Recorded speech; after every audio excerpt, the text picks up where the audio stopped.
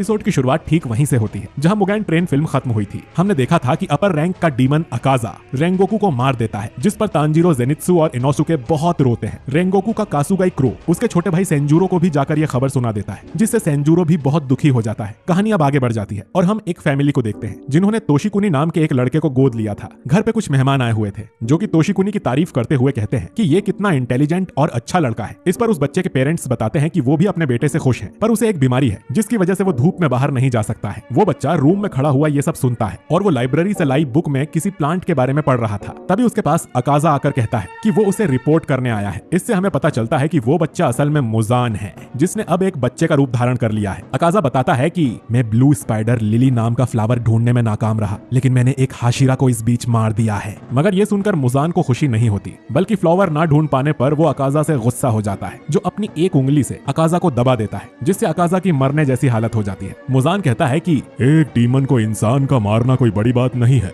और वहाँ 3 और डीमन स्लेयर्स थे जो कि जिंदा वापस चले गए थे, तो तुम्हें खुशी किस बात की है। मुजान अकाजा को वापस भेज देता है और अकाजा इस बात का गुस्सा निकालने तांजीरो की तलवार के पास आ जाता है, जिसे उसने एक पेड़ में लगा रखी है। वो उस पर वार करता है, जिससे तलवार टूट जाती है। अब अकाजा अपने मन में सोचता है, मैंने तुम्हारा चेहरा याद कर लिया है, अब जब अगली बार हम मिलेंगे तो मैं तुम्हें तड़पा तड़पा कर मारूंगा। दूसरी तरफ बटरफ्लाई मेंशन में कोई खाना बना रही होती है। अचानक एक हाथ टेबल के नीचे से निकलता है और सारा खाना चुरा कर ले जाता है। वो हाथ जेनित्सु का होता है, जो अपने और अपने दोस्तों के लिए खाना ले जा रहा है। रास्ते में वो सोचता है कि कैसे रेंगोकू के जाने के बाद से तांजीरो कभी हंसा नहीं है, यहाँ तक कि इनोसुके जैसा लड़का उस दिन रो पड़ा और आज तक सदमे में है। पर वो भी गलत नहीं है, रेंगोकू थे ही इतने अच्छे और ताकतवर कि उनके सामने हम कुछ नहीं लगते। वो फिर अपने रूम तक पहुंच जाता है, जहां आते ही उसे पता चलता है कि तांजीरो गायब है। ओई की एक स्टूडेंट बताती है कि तांजीरो अपनी पेट की चोट होने के बाद भी ट्रेनिंग पर चला गया है। जेनित्सु को भी इससे टेंशन हो जाती है, लेकिन असल में तांजीरो सेंजूरो के पास जा रहा होता है। रेंगोकू का कासुगाई क्रो उसे रास्ता दिखाता है और कुछ देर में तांजीरो रेंगोकू के घर पहुंच जाता है। सेंजूरो घर के बाहर ही होता है और उसके बालों से तांजीरो समझ जाता है कि ये रेंगोकू का भाई है। तांजीरो बताता है कि वो रेंगोकू का मैसेज लेकर वहां आया है। इतने में रेंगोकू के डैड शिनजीरो बाहर आ जाते हैं और चिल्लाते हैं, हमें रेंगोकू का कोई मैसेज नहीं चाहिए। वो आगे कहते हैं कि जब उसमें हिम्मत नहीं थी तो डीमन स्लेयर क्यों बना,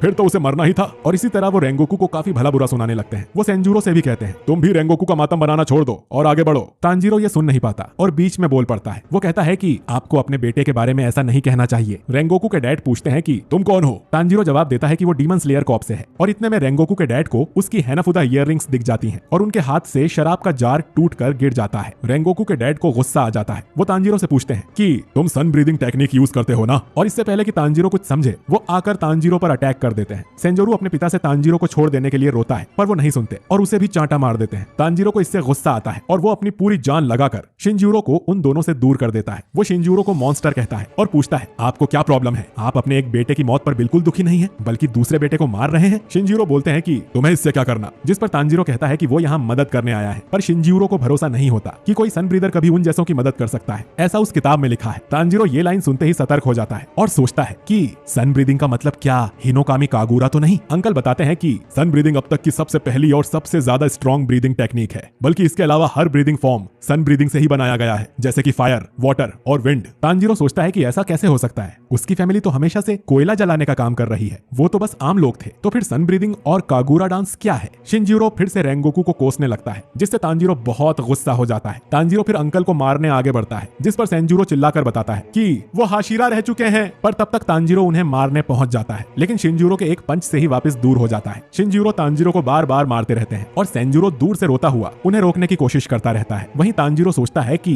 Hinokami Kagura dance sun breathing है, तब भी वो इतना स्ट्रॉन्ग नहीं था कि रेंगोकू को बचा पाता, और इससे उसे और गुस्सा आ जाता है, जिससे वो शिनजूरो के सिर पर जोर से अपना सिर दे मारता है। अब कुछ समय बाद रेंगोकू के घर के अंदर तांजीरो सेंजूरो से अपने बर्ताव के लिए माफी मांगता है। तांजीरो फिर रेंगोकू के आखिरी पलों के बारे में उसके भाई को बताता है, जिससे सेंजूरो खुश होता है कि रेंगोकू आखिर तक स्ट्रॉन्ग रहा। तांजीरो माफी भी मांगता है कि उसके होते हुए ये सब हो गया, पर सेंजूरो को इसमें उसकी गलती कहीं नहीं दिखती। साथ ही वो तांजीरो के लिए वही बुक ले आता है जिसके बारे में रेंगोकू ने उसे बताया था, और उसके अंदर पिछले सभी फ्लेम हाशिरास के बारे में लिखा हुआ था। बुक खोलते ही तांजीरो और सेंजूरो हैरान रह जाते हैं, क्योंकि किसी ने उस बुक के सारे पन्ने फाड़ दिए थे। सेंजूरो माफी मांगता है और उसे लगता है कि ये काम भी उसके फादर ने ही किया होगा। वो तांजीरो से माफी मांगता है और कहता है कि इस बुक में लिखी बातों को मैं ढूंढने की कोशिश करूंगा और तांजीरो तुम्हें बताता रहूंगा। तांजीरो भी जवाब देता है कि वो और मेहनत करके ट्रेनिंग करेगा। उससे कागुरा डांस हो तो जाता है, लेकिन वो अपनी बॉडी को उस टाइम कंट्रोल नहीं रख पाता है। वो आगे कहता है कि उस दिन मुझे बहुत ही कमजोर महसूस हो रहा था और काश मैं थोड़ी हिम्मत दिखाकर रेंगोकू को बचा लेता। वो सेंजूरो से प्रॉमिस भी करता है कि वो रेंगोकू जैसा ही पावरफुल हाशिरा बनेगा।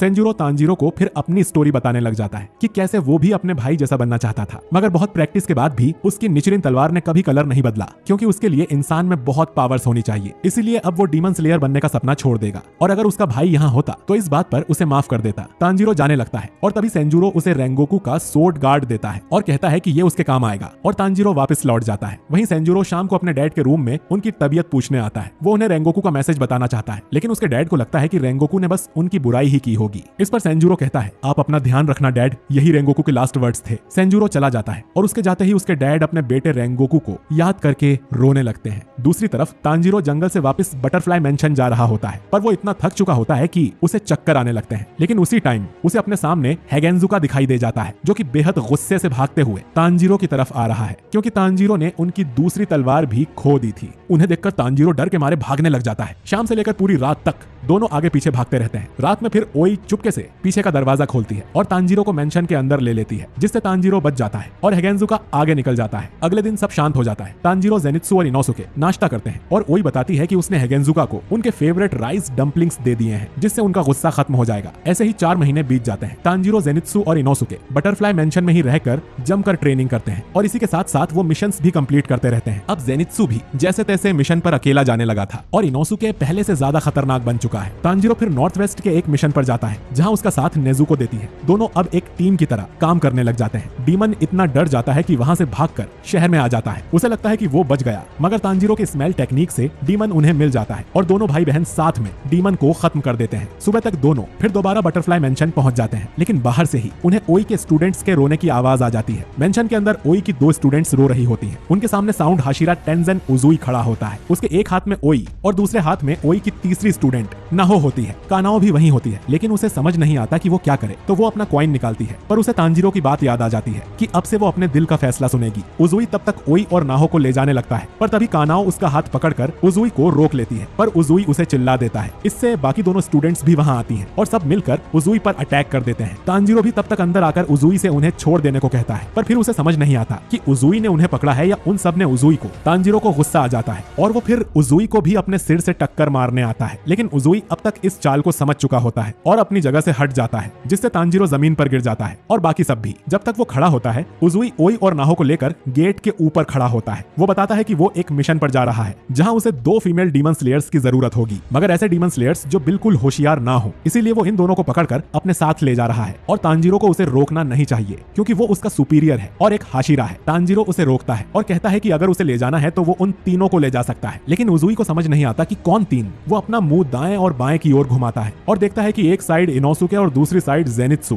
काफी हीरोइक स्टाइल में आ चुके हैं। तीनों फिर उजुई के सामने खड़े हो जाते हैं और उन्हें ले जाने को कहते हैं। उजुई भी ज्यादा देर नहीं लगाता और मान जाता है, पर एक शर्त पर कि तीनों को उजुई की हर बात माननी पड़ेगी। चारों अब अपने आने वाले रास्ते पर खड़े हो जाते हैं, जहां इनोसुके उजुई से पूछता है कि वो कहां जा रहे हैं। उजुई बताता है कि वो जापान की सबसे हवस और वासना वाली जगह पर जा रहे हैं, एक चमचमाती हुई जगह जो कि डीमंस के घर है, द एंटरटेनमेंट डिस्ट्रिक्ट। और पहला एपिसोड यहीं पर